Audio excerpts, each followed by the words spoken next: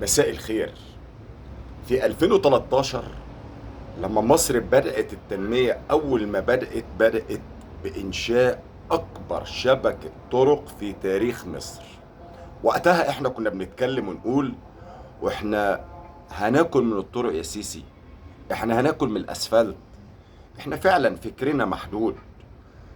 اتضح حاليا بعد إنشاء مصر لأكبر شبكة طرق إنها أول شيء تساعد على التنمية وعلى الاستثمار في مصر. ما كانش الكلام ده عجب حد. طب تمام، هتقول لي فين التنمية في الاقتصاد؟ انت اعمى ومغيب، انت حر، خليك مع نفسك. ولكن اللي اهم من كده انها اتاحت للجيش المصري الانتشار في 1,000,000 كيلو متر مربع او اكثر في اقل من 6 ساعات. دي الدراسات والاحصائيات العالمية والغربية والصهيونية، ويريدون خرابها وتدميرها قبل أن تكتمل. ليه؟ أنت النهاردة الغول المنتظر يا عمي. أصبحت النهاردة بذلك عندك الاستطاعة في أن أنت تنشر قواتك العسكرية في كل أنحاء 1,000,000 كيلو متر مربع في 6 ساعات فقط لا غير. استطاع الجيش المصري بموجب اتفاقية كامب ديفيد وفي هدوء الاتفاقية انه يخدع العالم ويخدع الصهاينة وينمي قواته بكل اسلحتها. نمينا قواتنا العسكرية بكل اسلحتها. فعلا اصبح الجيش المصري النهاردة يا مغيب الاول افريقيا وبالشرق الاوسط. يا عم ما احنا الدنيا هي وروح. لا، احنا مش واجب علينا احنا بس اللي نحرر الاراضي المحتلة. مش اسمها الأراضي المحتلة المصرية، مع احترامي لكل العرب. إيدك في إيدي. إحنا النهاردة قادرين، مصر قادرة. والكلام ده أنا بقوله لحضراتكم كلام عن ثقة وكلام مدروس، مش بكلام كده فض مجالس. ده حقيقة إن مصر النهاردة تحارب في 4 اتجاهات. 4 اتجاهات. هتقول لي فين ال4 اتجاهات؟ هقول لك عندك الخطوط الشرقية مع الصهاينة والأراضي المحتلة مشتعلة تماما، والمقصود بها أنت يا مصري. عندك جنوب مصر السودان مشتعلة وبفعل فاعل، ومقصود بها أنت يا مصر. عندك الحدود الغربية مشتعلة تماما وبقصد تهديد مصر. كلنا فاكرين تركيا والوضع تمام، والدعم الغربي والدعم الأوروبي والاتحاد الأوروبي للوضع في ليبيا لتهديد مصر. عندك الشرق، عندك الشمال، البحر المتوسط. لما قامت موضوع غزة الوضع الأخير واجتياح، والحصل الوضع القائم حاليا منذ 10 شهور لتهديد مصر ولتحديد قوة مصر، أرسلت أمريكا والاتحاد الأوروبي والغربي جميع المدمرات والبوارق والسفن الحربية والمقاتلات وحملات الطيارات في الشمال في البحر المتوسط. كل هذا مقصود به مصر. أقول لك على حاجة. مصر النهاردة جيش مصر جيش أصبح جيش مخيف، ويقال على مصر الغول القادم. لذلك يجب تحديد هذه القوة وتحديد هذه البلد. لذلك بيدمروك اقتصاديا ومعنويا. وانت بتسمع عمالي هيجوا في الشارع المصري يقول لك الجيش المصري. لا، ده حقيقة. هم عايزين ما بقاش الا مصر الكعكاية اخر تورتاية. فين الدويلات العربية؟ تعتبر كلها محتلة. مع احترامي، هتنفخ انفخ مع نفسك. بص لنفسك، بص في مرايتك. بلدك كلها قواعد عسكرية. إذا مصر حربت هتقصف من داخل الأراضي العربية. ده حقيقة. هتقصف من داخل الأراضي العربية، ولن تستطيع قيادتكم ولا شعبكم ولا جيشكم ولا بلدكم وقف هذا العدوان على مصر من داخل الأراضي العربية.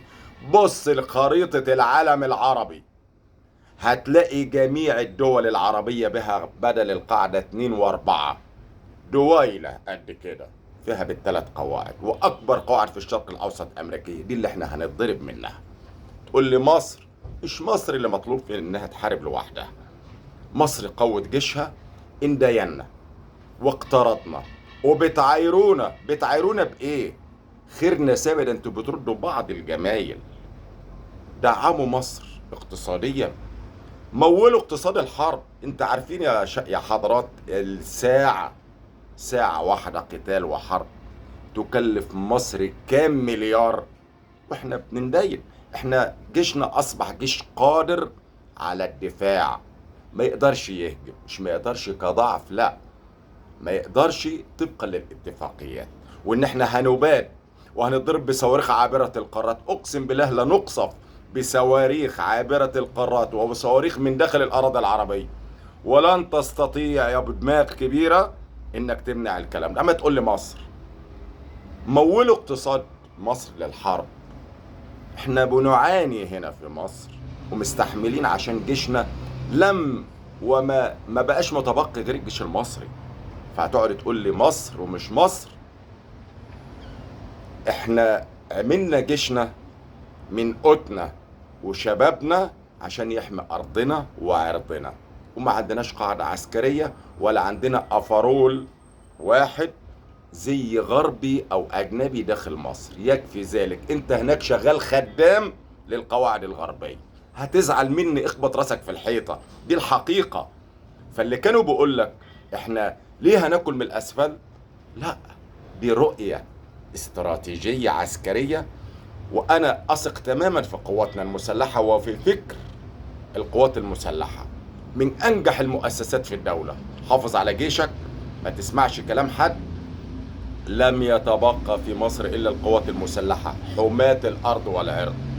خليك وراهم، خليك في ظهرهم.